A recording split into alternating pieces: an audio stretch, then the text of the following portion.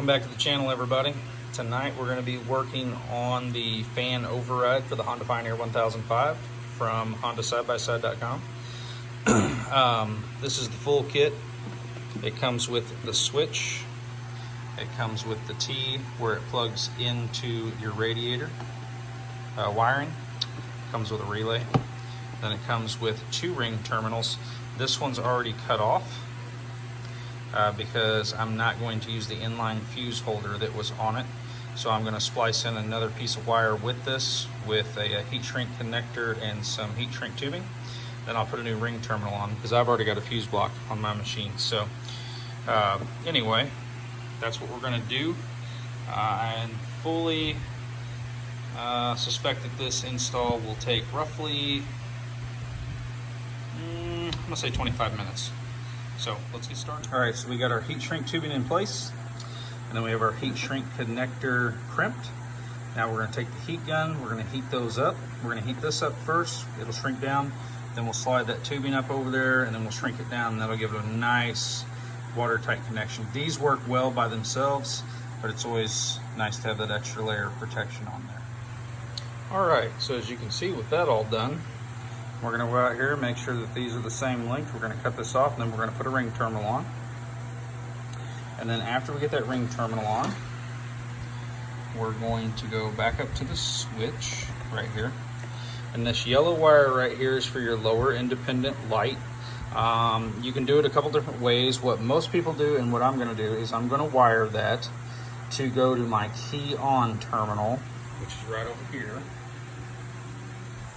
so that when I kick my key on, that lower light comes on. So at nighttime when I jump in the machine, I turn the key on, that's lit up, so I know where it's at on the dash. So I'm gonna extend that wire as well, splice in another piece of wire with some heat shrink, put a ring terminal on that, and then after that, we'll have about 10 minutes work left to do, and she'll be installed. Okay, so we got all of our ring terminals and everything on, so now what we're gonna do is we're gonna come around here in the machine. We're gonna decide where we want to mount this. Let's go down to this bottom one right here. It's probably a good one. Okay. Then I'm going to come around here,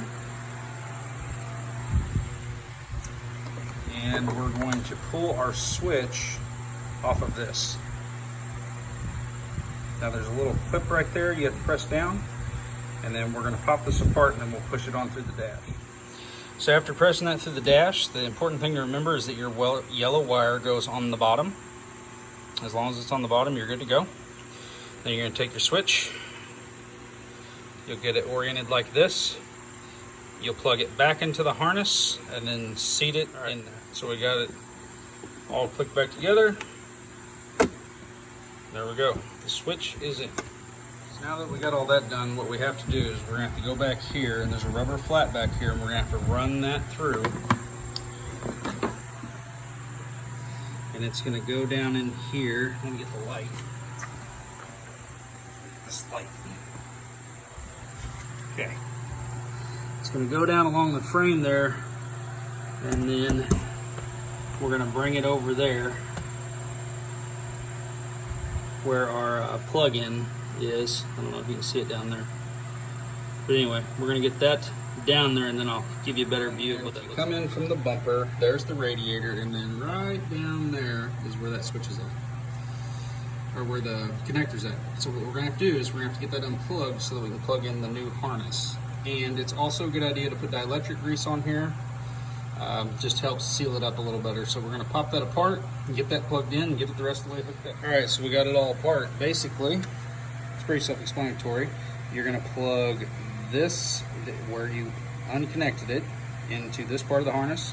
Then you're going to put that lower part of the harness back where that one was, and then you'll get everything connected up. See how it runs. All right, guys, so we got everything hooked up. We got our power wire ran, our ground wire ran, and then we've got our key on terminal ran. Everything's in place. We're going to put this supplied 15 amp fuse in place. Okay, now let's go have a look and see what it does. So, kick it on, fan override light lights up. There we go.